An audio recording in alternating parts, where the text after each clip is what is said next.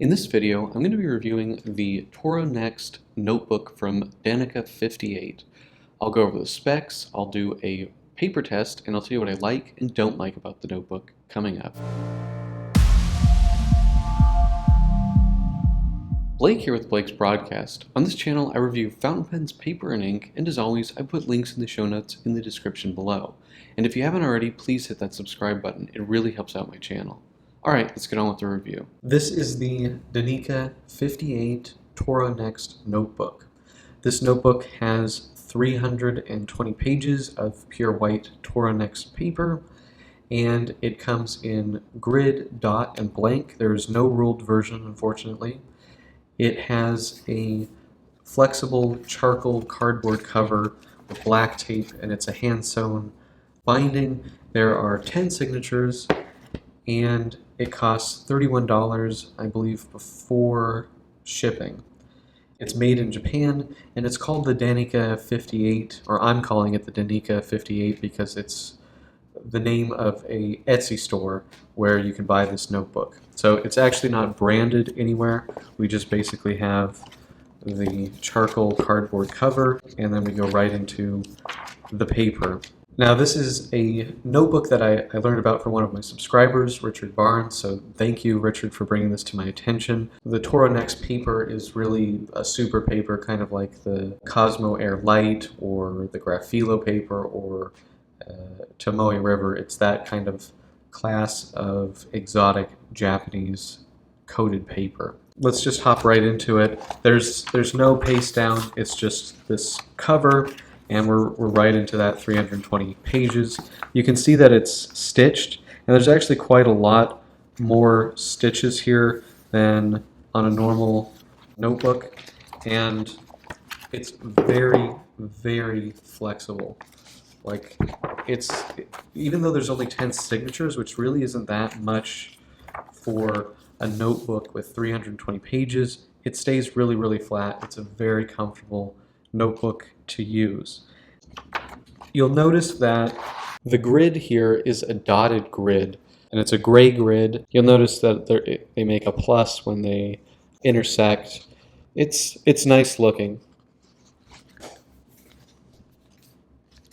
Now let's take a look at the paper performance.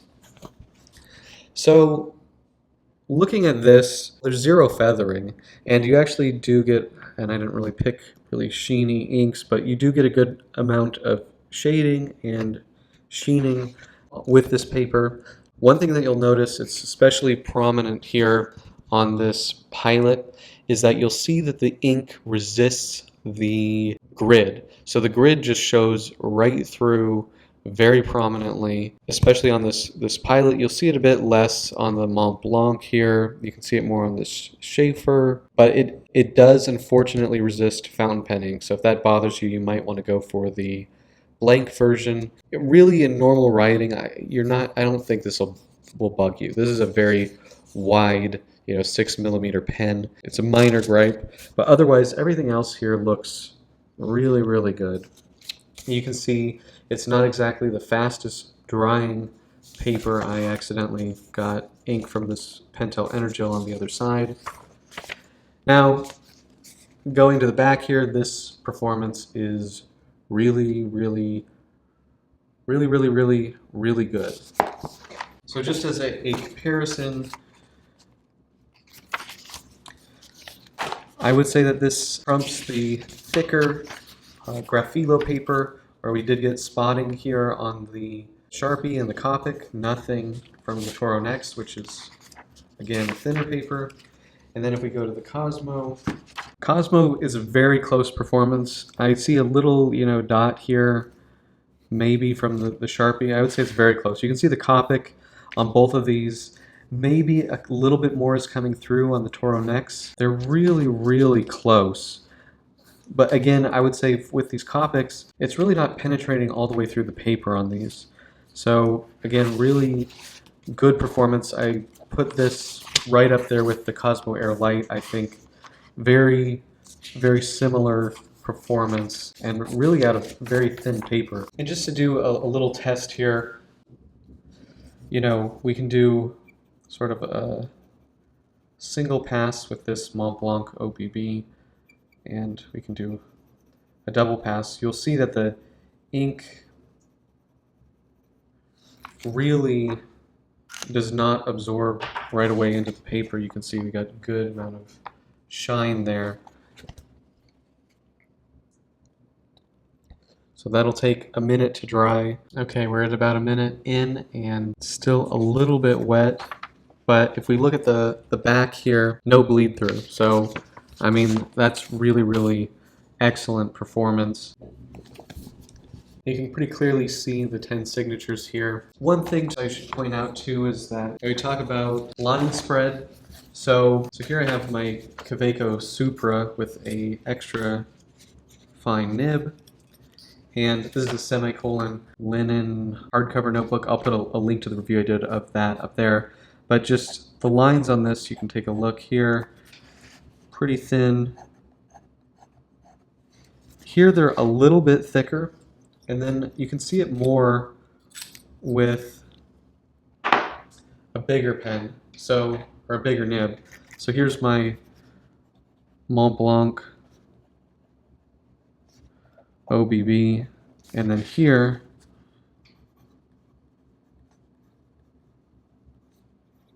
you can just see it's quite a bit wider looking.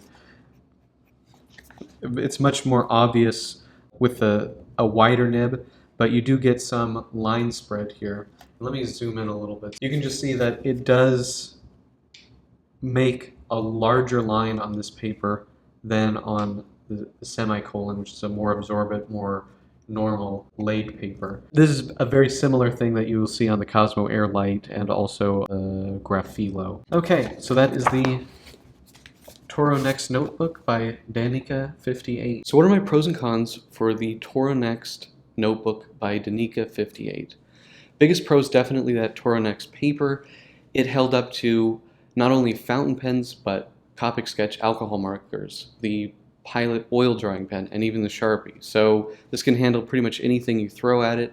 I do believe that this is suitable for use with Copic Sketch markers, which is really, really cool. It's only 64.5 GSM, so it's a very thin paper, and it's amazing with fountain pens.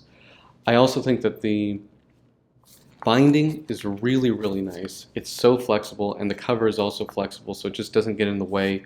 It's a really comfortable notebook to use. You're not fighting the binding or anything like that. It's just really, really nice.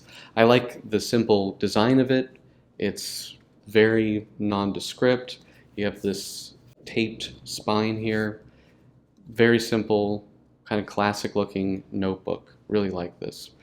Now, in terms of cons, it does not come ruled, which is my preferred type of notebook, but you get dot and you get grid like I have here, as well as blank. So I'm happy with the grid, but I do wish there was a ruled one. The other thing, the Tora-Next paper does cause the ink to spread a little bit, so your fountain pens might write a little bit wider than normal, just something to be aware of. The other thing is that the grid that they used, it does resist the ink. So like if you look here at the Pilot, this big line here, you can see the grid coming through the fountain pen ink. I actually don't find that it bothers me, but it might bother some people. Other downside, it's $31 plus shipping, so it's not the cheapest notebook, but you do get a lot of pages, and it's a really, really nice notebook to use with great paper. So I don't think it's a huge deal, but it is more expensive than at least most of the notebooks that I've reviewed on this channel. Anyway, that's it. Do you guys have this notebook? Do you like this notebook? Let me know in the comment section below. If you like this video, please hit that like button. And if you want to see more fountain pen, paper, and ink videos, please hit that subscribe button. Thank you guys so much, and until next time.